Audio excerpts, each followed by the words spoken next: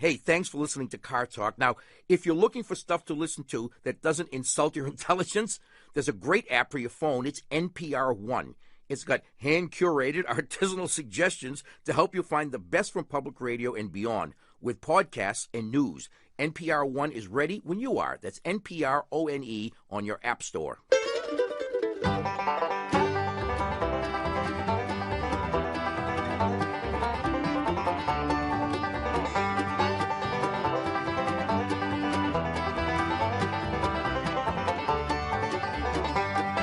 Hello and welcome to Car Talk from National Public Radio with us, Click and Clack, the Tappert Brothers, and we're broadcasting this week from the Religious Studies Department here at Car Talk Plaza.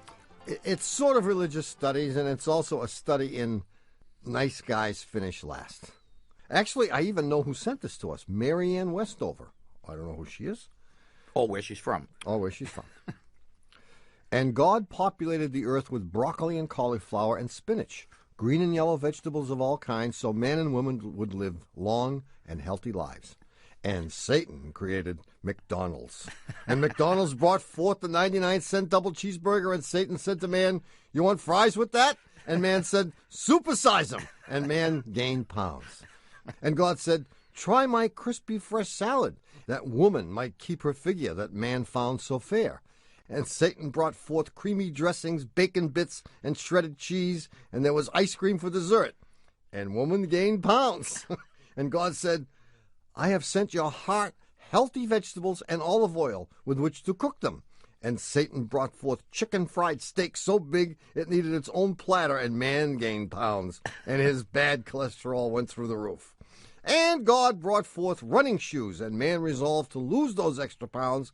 And Satan brought forth cable TV with remote control, so man would not have to toil to change channels between ESPN and ESPN2. And man gained pounds.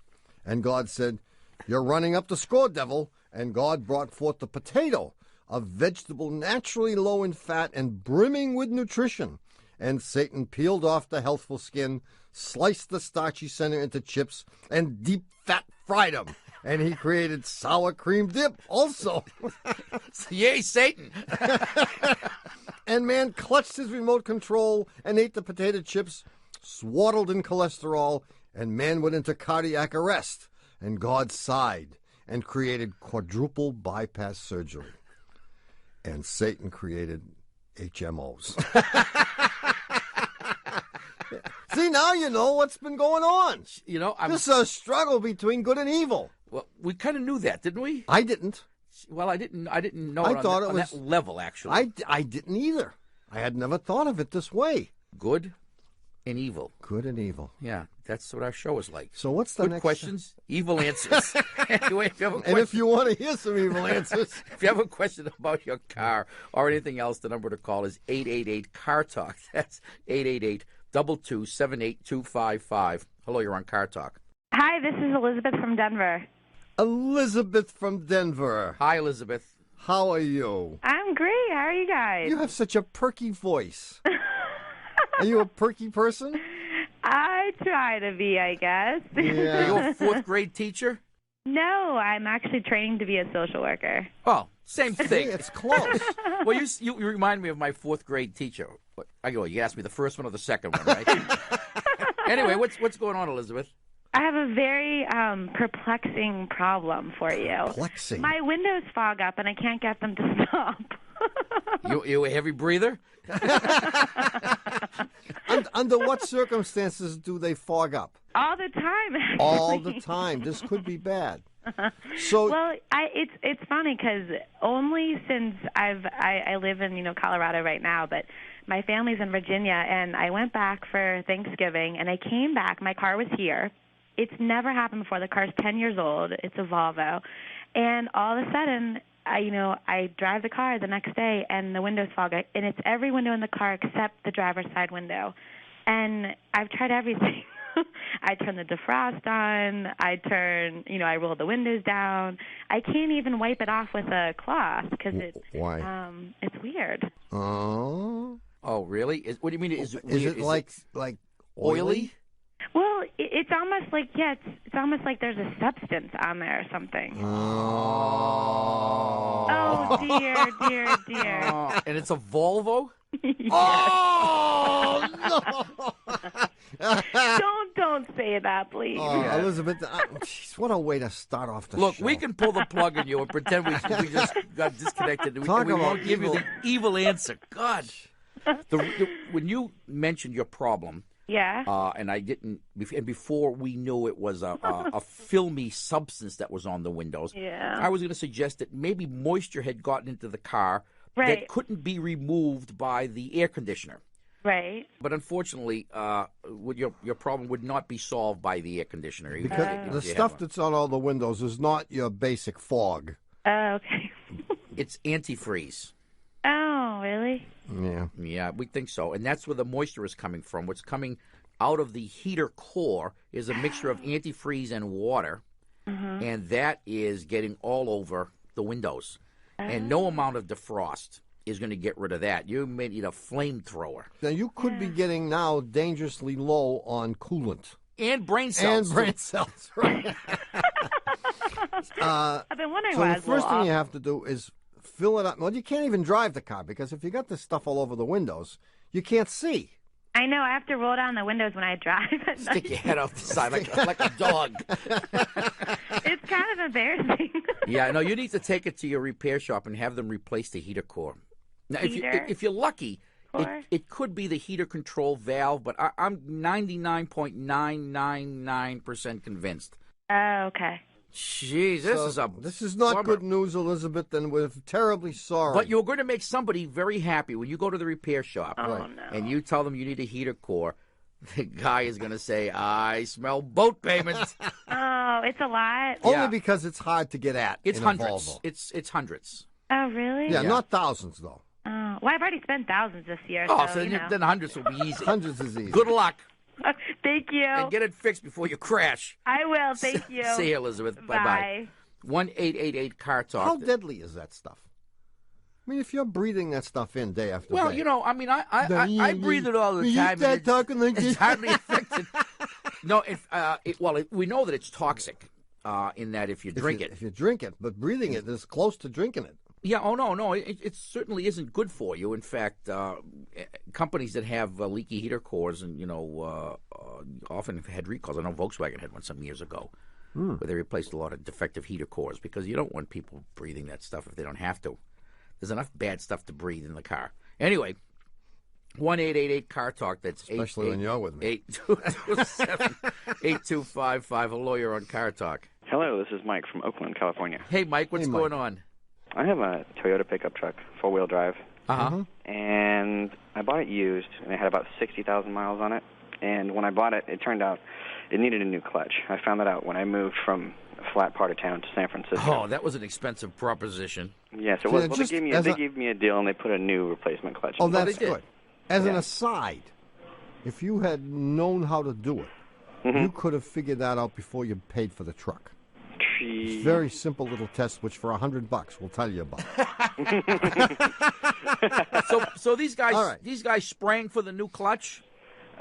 Somewhat. Somewhat. So you reached some kind of an accommodation Exactly. here. I stamped my feet enough to make him. Yeah, good. But now I need it. I'm actually, I went through that clutch already.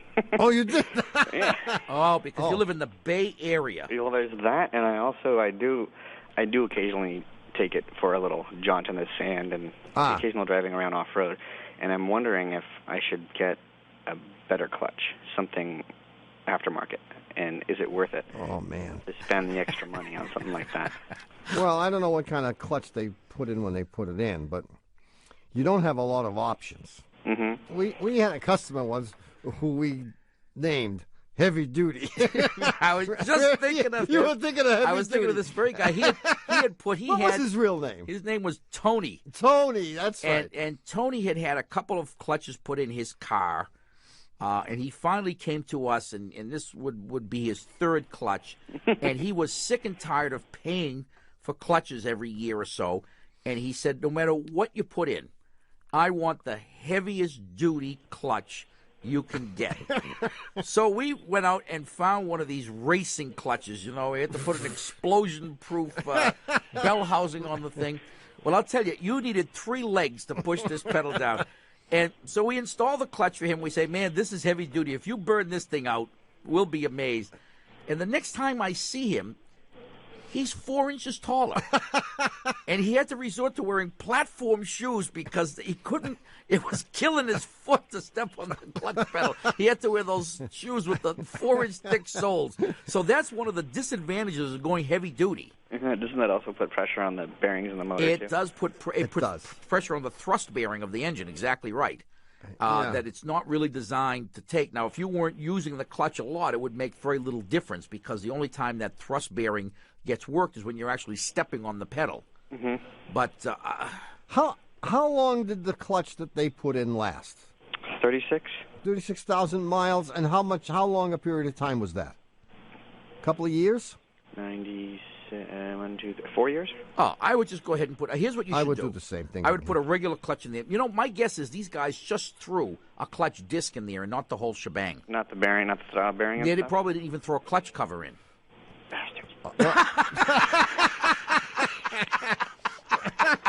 Well, that's what we would have done. I mean, the customer starts complaining that he wants a clutch. They probably didn't even take the tranny out. They just slipped it in. Yeah, and you can be sure that if they were responsible for paying some portion of this, they put in the cheapest clutch they could get. And there are rebuilt clutches on the market, which we've had very bad luck with. I would go to Toyota, buy the actual factory clutch, and put a new release bearing, a new clutch cover or pressure plate, a new disc, and a new, if it has it, a pilot bearing. And you'll get another 50 or 60 or 70,000 out of this, in spite of the hills out there. Yeah, I wouldn't go beyond that.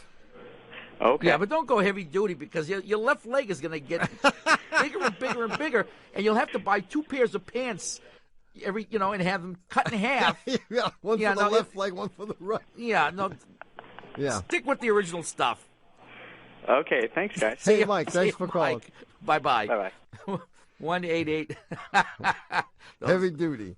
1-888 Car Talk. That's 888-227-8255. Hello, you're on Car Talk. Hi, I'm Marlene calling from Chicago. Arlene or Marlene? Marlene with an M. With an M. Got it. Hi, Marlene. Hi. From Chicago. What's up? What's up? Well, I have a question about whether or not I was taken to the cleaners, so to speak. When I purchased my new car, I was sold an anti-rust system, and it works, they tell me, by sending an electrical impulse to the car.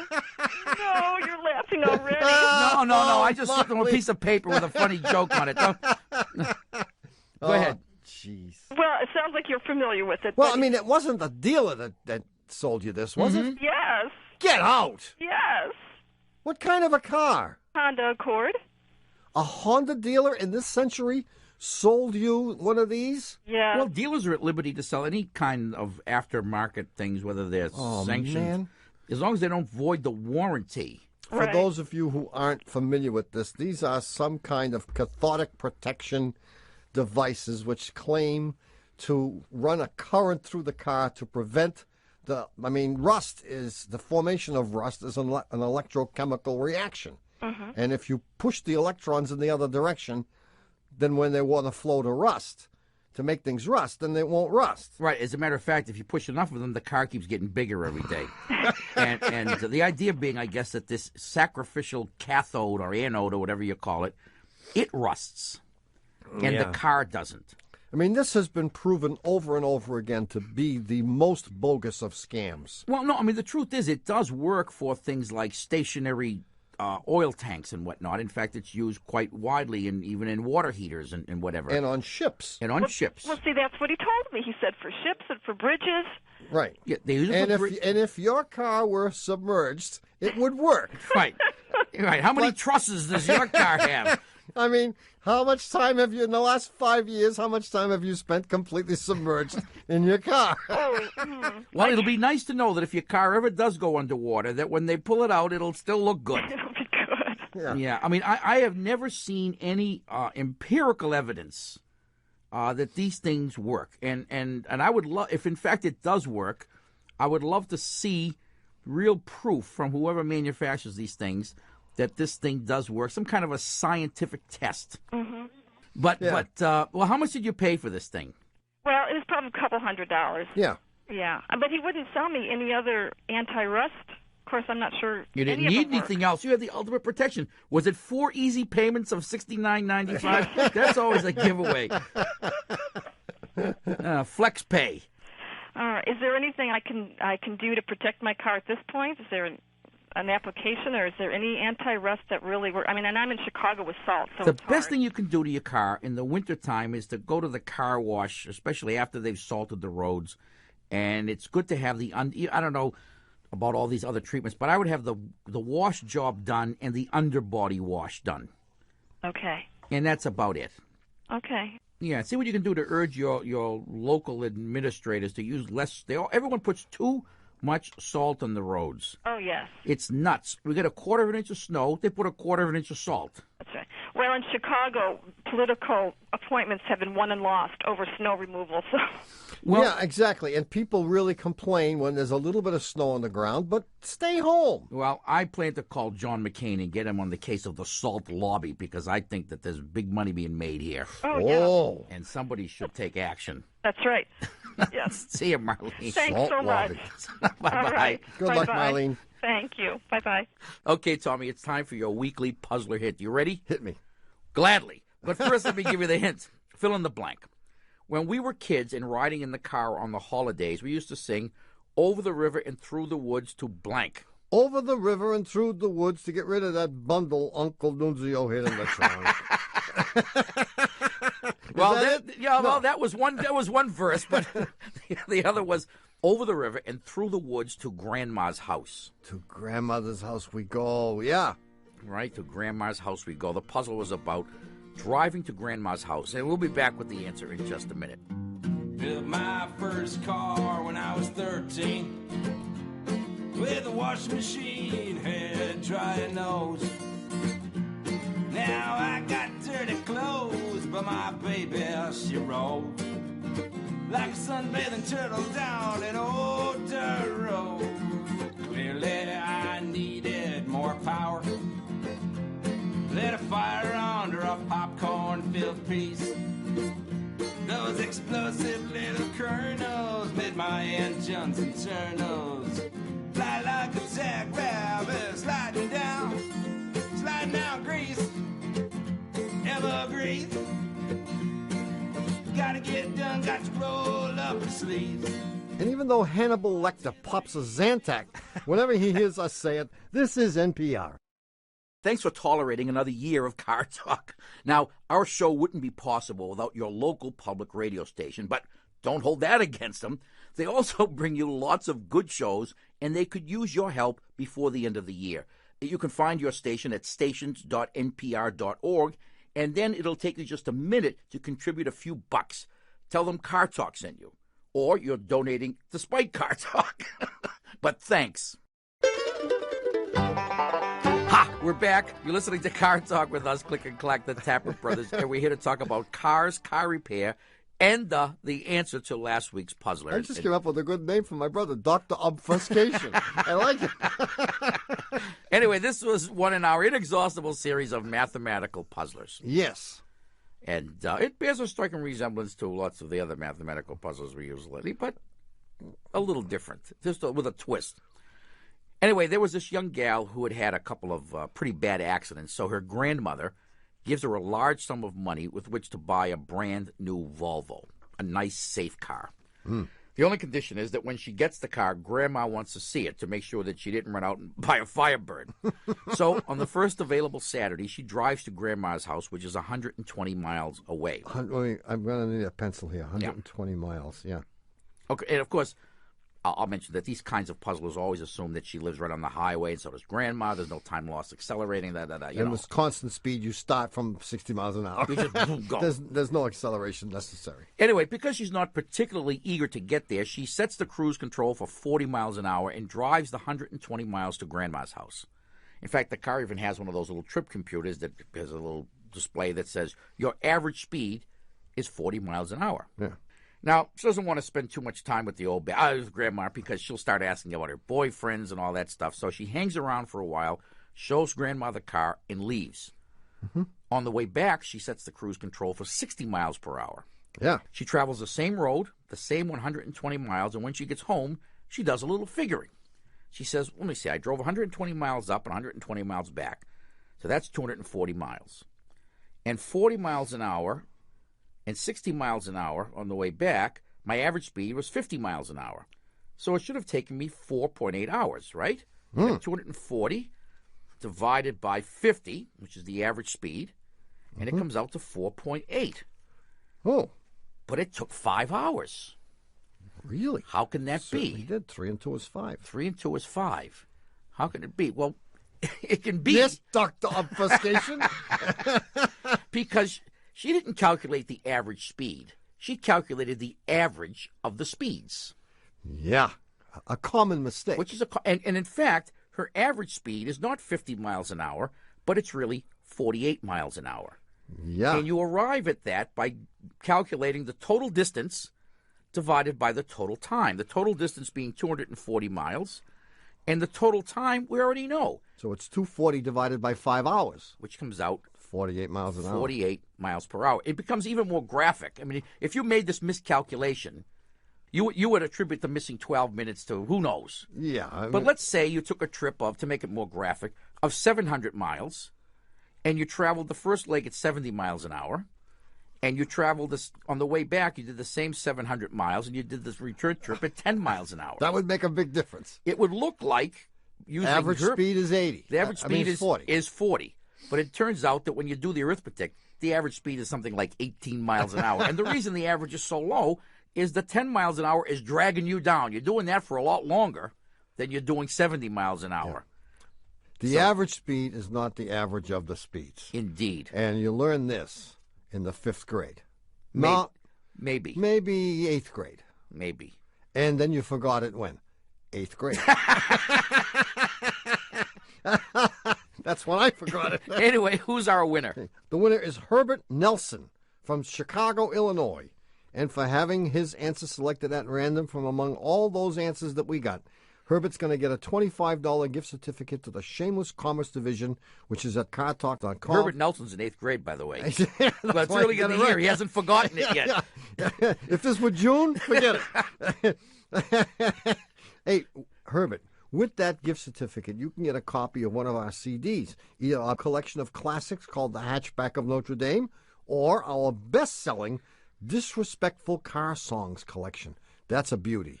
Oh, indeed. Anyway, we will have a brand new puzzler coming up in the third half of the show, as we always do. So don't despair if you didn't get the answer to this one. In the meantime, we'll do the answering. If you have a question about your car, our number is 888-CAR-TALK. That's 1888-2278-255. Hello, you're on Car Talk. Hi, guys. Hi. This is Skip in Virginia Beach. Skip. How's it Skip, going? how are you? I'm doing great. I have a 93 Ford cargo van that I use as a work truck. I'm a contractor. Uh-huh.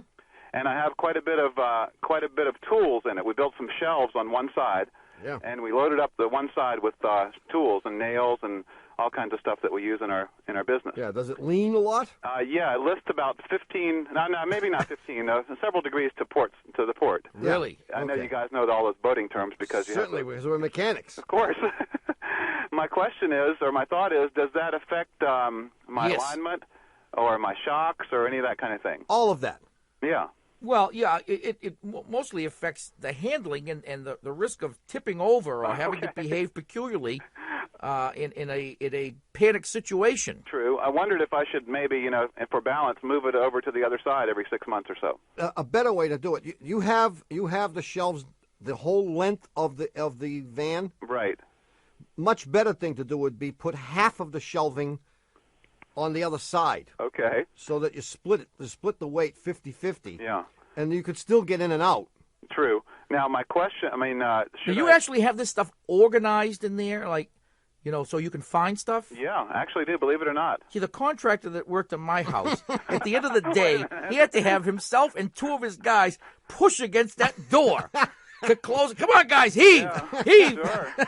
Well, I've seen those guys. Yeah. That type of guys, I should say. But it isn't. It is not a good idea to have all that weight on one side. So if I get it aligned with the weight on one side, does that make? Oh, it's gonna It's going to be wacky. Yeah, as a matter of fact, I mean, when you align a vehicle, it's supposed to be at curb weight. Oh, okay. Which this one hasn't got a snowball's chance That's right. of ever being at curb weight. But worse than that, it's all out of whack. So if nothing else, you should equalize the weight because you're certainly not going to empty it Right. No, to exactly. align it. Exactly. You never empty these things. That's true. Well, try to equalize the weight because if for no other reason than for safety. Okay. Yeah. And Sounds so good. that the oncoming drivers won't see one headlight sticking up and the other one just shooting down. All kinds of good reasons to do that. That's true. Okay, guys, we'll keep up the good work. See you, Skip. Thanks a lot. Bye-bye. Bye-bye. 1-888-CAR-TALK or 1-888-227-8255. Hello, you're on Car Talk. Hi, this is Patty from Cary, North Carolina.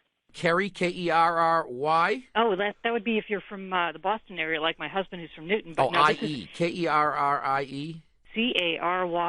Oh, like Cary Grant. Like Cary. I hadn't thought of it. Yeah. So what's going on? What's going on? Oh, you'll like this one. I have a wonderful car, 1998 Honda Accord V6. I love the car. I maintain it regularly. It is a wonderful car. Yes, but here's what it does. I park the car in the garage, or as you would say, park the car in the garage, and the car intermittently moos like a cow. Moose. So you know the toy can that you turn upside down and turn over? Yeah. Right. I thought there was one under the hood. I don't know what this thing is. The car runs just fine, but it has happened since we bought the car, and we're just a little puzzled. Under what circumstances does it move? Whenever Is the engine turned off? engine is always off, it can be 5 minutes after we stop the car. It can be 3 hours later. It can be when I wake up in the morning. Has anyone tried milking the car? I mean, that maybe it's in distress and it's mooing because it needs help. Make the sound. That's very good. Gee, your car is mooing because it has gas, Yeah. and the gas. Ashita. Yeah, his a little hard. Oh, that kind. Oh, Well, the old days, cars used to have gasoline tanks that were vented to the atmosphere, and by that I mean that the gas cap had a little pinhole in it, and as the gasoline in the tank expanded and increased the pressure in the tank, the vapors would be allowed just to escape to the atmosphere. But fortunately, the EPA decided that this was a source of considerable air pollution, and they don't allow tanks to be vented to the outside anymore. right. So what happens is, as the gas tank pressure increases, that pressure has to go someplace. It can't escape to the atmosphere, but it goes into the evaporative emissions canister, or the charcoal canister, where those vapors are absorbed by usually carbon. And there's a valve in there that lets the pressure go back and forth. Right. So something is wrong with either one of the valves on that canister, or maybe that's just the way it works. But I would take it to the Honda dealer, and I bet you dollars to donuts, if you tell them your car is mooing, they're going to have a technical service bulletin that says Mooing car. mooing car. Replace canister valve. I will tell them that because I told them that it mooed, and they looked at me like I needed to visit a different kind of place to cure my problem. Well, it's possible that someone in your house is trying to drive you nuts. My brother does this stuff to his wife all the time. It could be. I hadn't thought about it. Or I'll look under the hood and see if there's a cow underneath. You know what my latest thing is? I tell you, they're going to take her away. One day, we're sitting in the kitchen, and we have a little laundry room, and we hear ding, ding, ding, ding. So what the heck is that? We walked all over the house. It only happened those 4 times. Ding, ding, ding, ding. Finally, we conclude that there's a signal on the dryer. Tells you when it's done. No, it doesn't tell you when it's done. It's telling you something else, which we haven't read the instruction book, so we don't know what it's telling you. But in order for it to operate, you've got to press a little button, which got inadvertently pressed. So we finally figure it out. So now I press the button every once in a while. And my wife hears ding, ding, ding, ding. She jumps up and says, "What's this?" And she forgot where it came from. So little by little, I'm doing a gaslight on her. You are an evil human being. Yeah. I was born to tease people. Yeah, evidently. Jeez. Yeah. Boy, I'm glad I love it. glad I don't live in your house. Well, hopefully no one's doing this to you, and Ding, maybe ding, it's ding. just your evaporative emission system. But take it to the Honda dealer. Ding, ding, ding, ding. I shall do If you that. start hearing ding, ding, ding, ding, run. See you, Patty. Good luck, Thanks Patty. a lot. Bye bye. Bye. I've got her walking around the house dazed. And you, the pleasure you derive from this is I just laugh. I don't know what's funny about it, but I don't know. Don't forget, you should never mess around with someone who comes in direct contact with your food. I just warn you. 1-888-CAR-TALK. That's 888-227. I can see it. Payback time. The food part I'm not scared about because she doesn't touch food. Oh, boy. So she doesn't cook anymore, eh? Doesn't cook anymore. No. No. She decided, like your wife, that it's messy. It is messy, yeah. Yeah. 227-8255. Hello. You're not dragging me in with you. Hello, you're on Car Talk. Hey, hi there, guys. This is Lowell from Evanston. Hi, Lowell from Evanston, Illinois. Evanston. Do you know my dear friend Max Bezerman? No. Well, he lives in Evanston. Are you in the state prison system there, Lowell, in Evanston? That's where Max is. Oh, that's why you don't know him. No, we're close because I'm a lawyer, but, you know. Oh, you should be in jail, bro. So what's up? It's a problem of cold weather starting, guys. It gets really cold in Evanston, as you know. Yeah. For all these years, I've always been told that in the really cold weather, before you start the car, you got to turn off all the electrical apparatuses, the radio and the lights and all this stuff, so that there isn't any drain on the battery when you start the car. Always made great sense to me and to my wife. Well, my wife's we have this really smart daughter.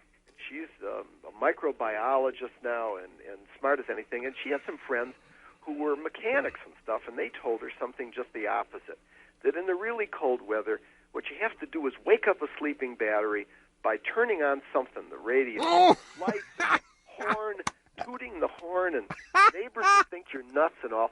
And that always seemed really good. Right, because all those little electrons are fast asleep because they've been lying there in the driveway all night. Right. And no one, as we all know, likes to be awakened in the morning with a severe jolt, but rather a gentle little nudge. I think that's the theory. But yeah, so you turn on the parking lights, and then you turn on the radio. Pushing the cigarette light. It all seemed really counterintuitive. Yeah, kind of like coaxing. What do we do? Lowell, your daughter is nuts, as are all her friends and acquaintances, and don't ever listen to anything she says again. No, it made a little sense to try to wake the battery sleeping, and you don't want to. You wake it up with something. It does. It certainly sounds nice. I mean, does. it's a certainly humane way. Same, yeah. It's a humane way to begin the battery's journey, so to speak, or its day. Have a nice day, you say Right. to the battery. Right, have a nice Toot day. the horn and say, have a nice day. And there may be some scientific explanation for it, I'm which sure is that it's not scientific. beyond our abilities. Yeah. But my belief is that it is an old wives' tale. But there may be something unique about lead-acid storage batteries that we don't know. And there are a lot of things that we don't know, and we are fully prepared. We're always ready to accept the humiliation of being corrected. Yeah. No, first of all, you have to realize that in all real cars, you don't have to really turn anything off except the headlights, because everything turns off automatically when you turn to the crank mode. Oh, For example, and why do you think they would do that, Lowell? For example, so you wouldn't drain the battery. So you wouldn't wake up the battery gently, but rather you'd have all the energy available to go to the starter motor. So, I mean, if you, for example, leave the radio on and then turn the car to the start position, you'll notice the radio is not playing while the car is cranking. If the heater is on, Unless you'll you're a notice Volkswagen. the heater plays blower. even when you're in the house. Taking a shower, the radio's on. Right. In case you want to sing in the shower, you turn it up loud. The heater motor won't be running if you're in the crank mode. So the car is designed exactly in an antithetical way to your friend's theory. Your daughter's friend's theory. Your daughter's friend's theory, right. Okay. So let's tell him about that and see what he's got to say. And if he's got some rebuttal, I mean, this sounds like something that takes place in California. No, but see, they're right there in Waltham. So if they've got some ideas, they can get. They're listening, I'm sure. Oh, sure, they can give you a call. All right, we're ready. Okay. Thanks for your call, They Lowell. should send all correspondence to the Click and Clack Scientific Astrophysical Laboratory and Charm School here at this address. Thanks a lot. Thanks, guys. Bye-bye. Goodbye. You know, Tommy, in the spirit of the holidays, maybe we should try to give our listeners what they really, really want. Yeah, more of the show, you mean? No, more breaks from it. Done. We'll be back with a brand new puzzler and more of your calls in just a minute. I was at the filling pump when a stripped-down Ford rolled up behind the wheel. Just a kid, acting cool and looking tough. I remember how it feels.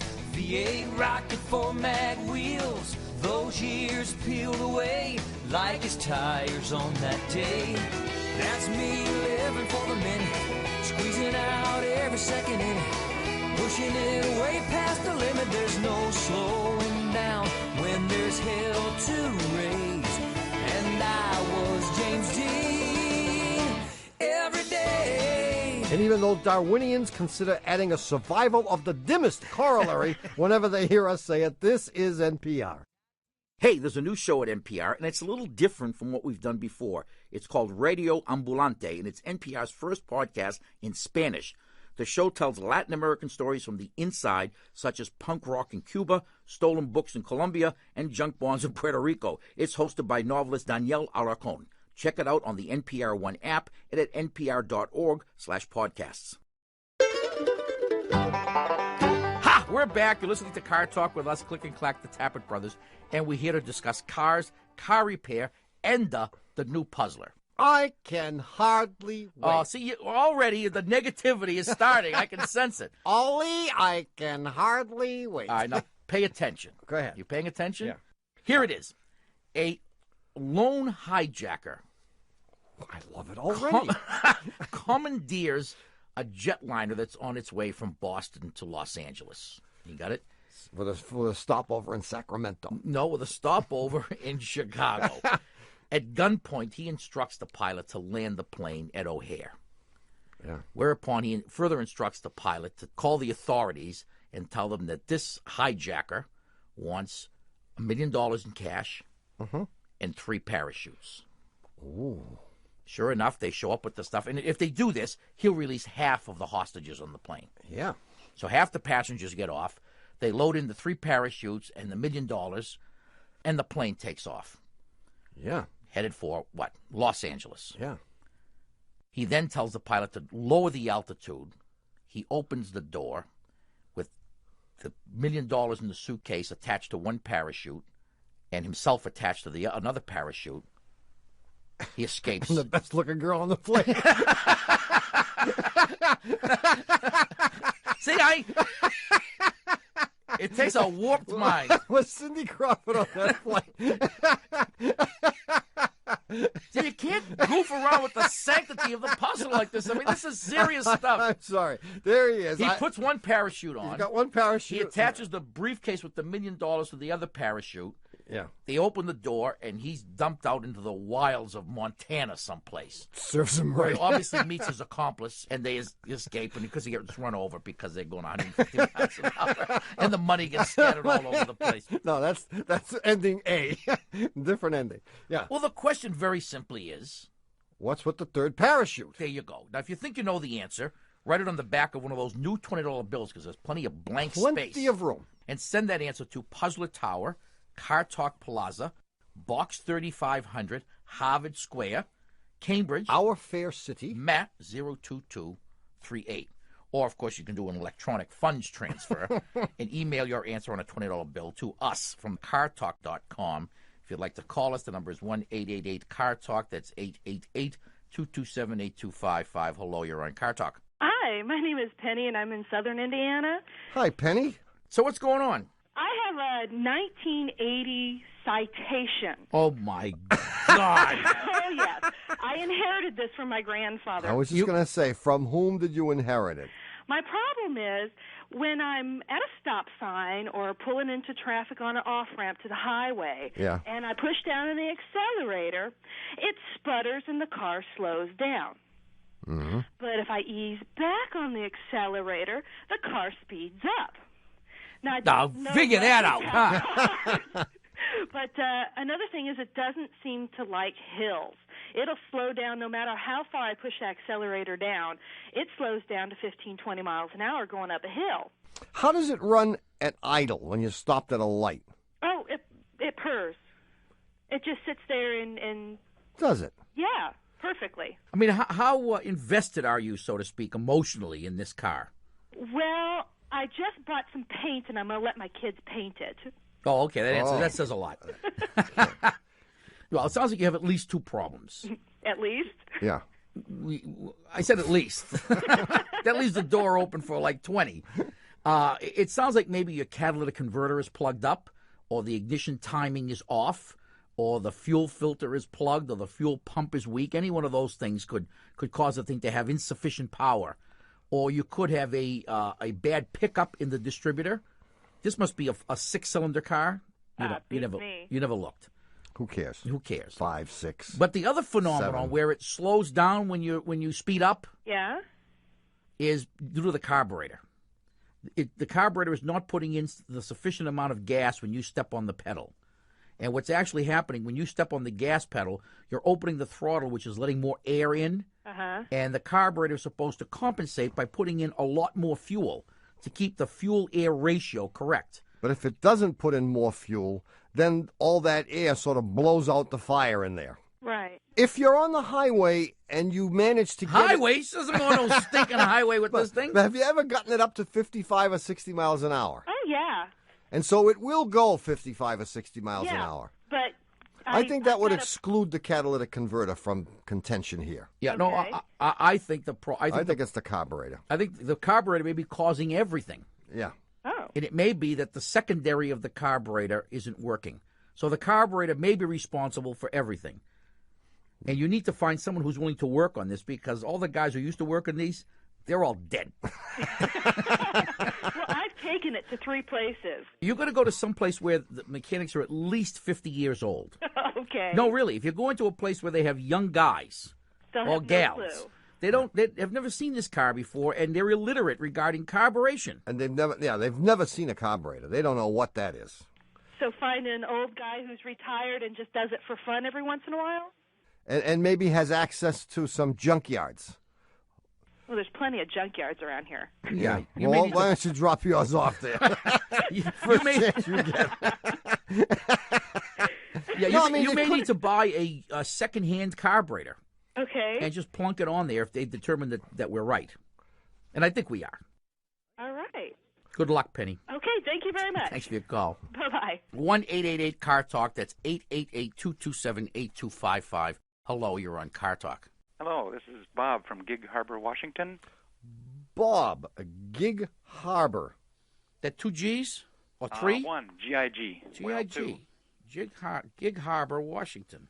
What's up, Bob? I got an 88 Sable with a 3.8-liter engine. It sucked a sock down the intake manifold. Whoa.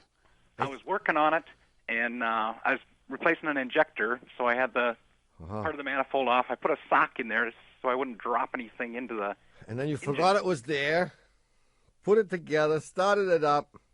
And I got about a mile. I got to the freeway, and when I punched it down, it died a very violent death. Sure it did. Jeez. Yeah, it's a common thing. I mean, if you look up in the technical service bulletins, it has directions on what to do if you suck a sock. I've looked at it many times. So I towed it home, and I thought I'd just look in there, take the manifold off, and there'd be a half a sock or something. Well, the important question is, was this a cotton sock, or was it some kind of a nylon, Yeah. I think it was probably 80% cotton, 20% nylon. It was one of those big athletic socks, size 13. Oh no, those are good. Those are mostly excellent. cotton. Yeah, so that'll burn then. Cotton's pretty combustible. Nylon burns too, but it makes a gooey mess. Well, that's what I thought. Cotton leaves a nice white ashy residue. What's this going to do to my catalytic converter? You don't have one anymore. Does the car still run? Well, it does, because it quit, and I said, this isn't happening. I'll just start it again and drive away. And when I started it, it runs like some cars, if you shut them off, they still run on. It sounded kind of like that. made lots of noises. I mean, it's very, very hard to believe that a size 13 sock could get through an intake valve. Well, when I took that manifold off, there were little, like, burnt bits of lint throughout the intake manifold. Oh, so you did. You took the manifold off. Yeah. I mean, I have trouble understanding where the sock went, tell you the truth. Oh, it got distributed, I think, pretty evenly among the 6 cylinders. Well, that's... Gee, it's really hard to believe, Well, don't forget the forces. The suction is pretty intense, and I think it just tore that sock apart. Well, that's what I was hoping. Could it get stuck, like, under the valve and cause a burnt valve? Or Well, it may cause a valve. No, I mean, at That's this what point, the noise is, I think. I think you got valves that are trying to close and they can't. Okay. And what you're hearing is the camshaft smashing against it. Yeah, you have excessive valve lash. I mean, jeez. How much room is there between is there a sock's worth of room between a piston and a valve? Or? Boy, between the piston and the top of the cylinder? Oh, sure. Size 13? No, maybe size 11. Yeah. Well, I want to know, should I just start it up and hope it'll burn out, or can I do more damage than... Well, let's look at what it could do. Okay. I don't know what it could do. But I think you need to find out, Bob, for all of humanity. I mean, well, here's what could have happened. Assuming that it got torn up, I don't believe it. I don't believe there's enough force. I think that sock is laying there in the intake manifold someplace. Oh, I searched thoroughly. You took the manifold off. I took the manifold off. And you could see each one of the valve ports at that point. Yeah. And you could see pieces of material in each one of them, I bet. A little bit of lint, yeah, in everywhere. each one, yeah, no, it got shredded. Well, you know what you need? I think what you need is a quart of sock solvent. Yeah, you need something that... What would eat up cotton? My son's feet. You need the feet of a teenage boy. I know sulfuric acid eats up almost every material. Including pistons. That's a problem. Well, a few shows ago, you guys talked about pouring rice in the carburetor. Somebody did to clean it out. Yeah. Yeah, I don't know. No, don't listen to stupid things like that. I mean, you haven't run this for more than like 10 minutes, right? Oh, yeah, not even that much. Not even. No, I think you're a little bit timid here, and I think you need some encouragement from us. I think. Be careful now, because I'm worried that the sock is going to get stuck. Between the piston and the cylinder The sock wall. isn't. Trust me, the sock is no more. First of all, the whole sock could never get sucked through the valve. No, I don't mean the sock, but the pieces of the sock that are now in the cylinders. They're going to get burned up. It's hot in there, man. Flames. I burned a sock in my backyard with the propane torch to see what happened. Oh, the other one, right? You might as well burn the other one up. Excellent. How did it work? I think it's treated or something with anti-flammables. It didn't burn very well. Oh, no, but it'll burn there. Okay. I think you ought to put it together and just run it.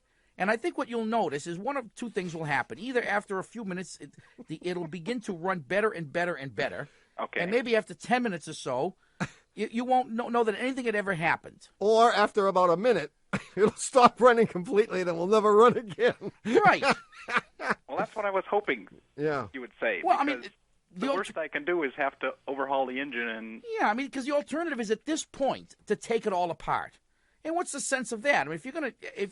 If you need to take it apart, you want serious justification for it. Yeah, that's true. That's right. Yeah, my guess is that the remains of the sock will eventually plug up if they haven't. I mean, well, not yet because you haven't run it long enough. But in the next hour that you run it, they'll plug up the catalytic converter, and you'll have to replace that.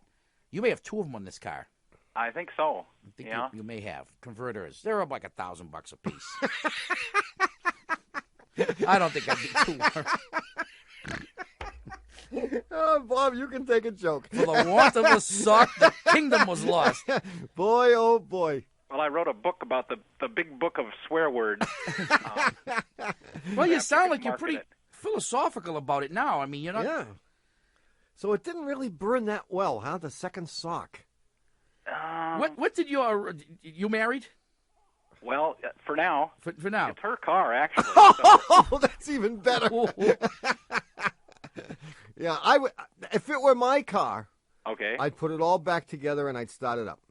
I wouldn't rev it. I would just start it up and let it idle. Hope that it ran and let it idle for as long as it takes to idle smoothly.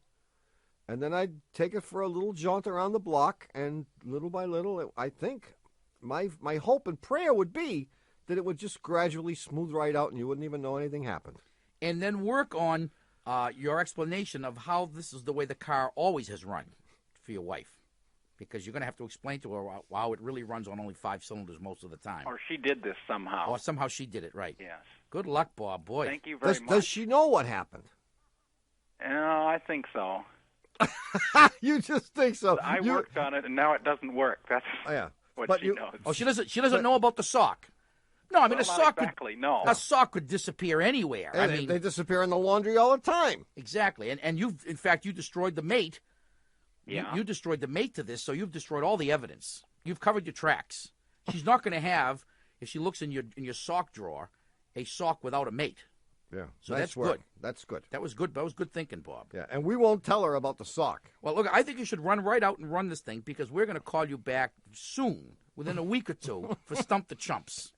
I mean, this if ever there was a call worthy of Stump the Chumps, this is it. Oh, this could be a good one. This will be a good one. An And I all or nothing predict, deal. I will go out on a limb and predict that Yeah. within a half an hour of running this thing, I'm with you, man. It runs great. I wish I could disagree, but I'm with you all the way.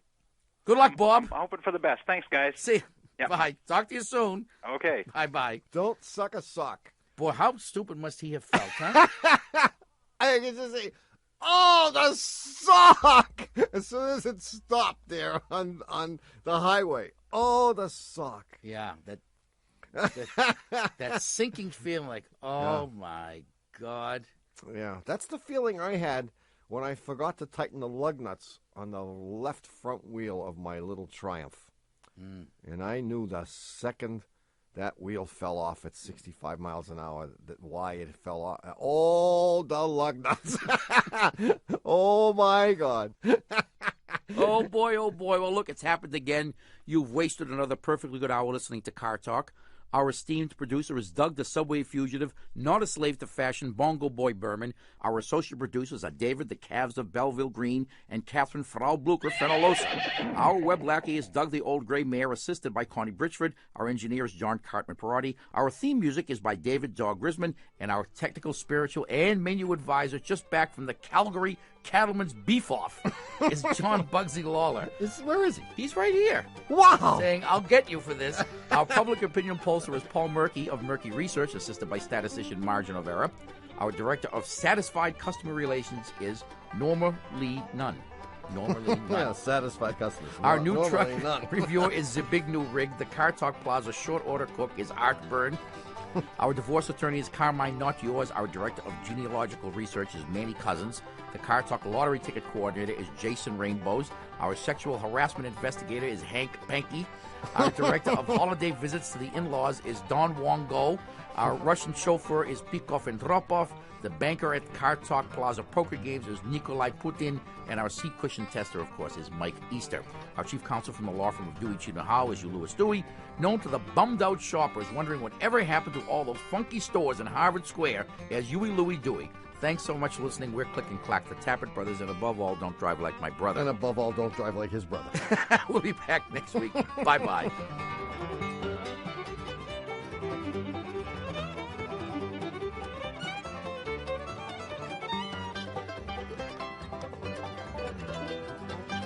You can get a podcast of this show, which is number 1649, subscribe to our weekly podcast, and check out our Taste Challenge clothing and best of collections all over at CarTalk.com. Also this week at CarTalk.com, a buyer's guide to tools. Tired of using that one adjustable wrench for everything from lug nuts to eating lobster? Now you can screw up the job correctly with the right tool. Check out our recommendations for the tools every car owner should have. See our suggested toolbox all week over at CarTalk.com.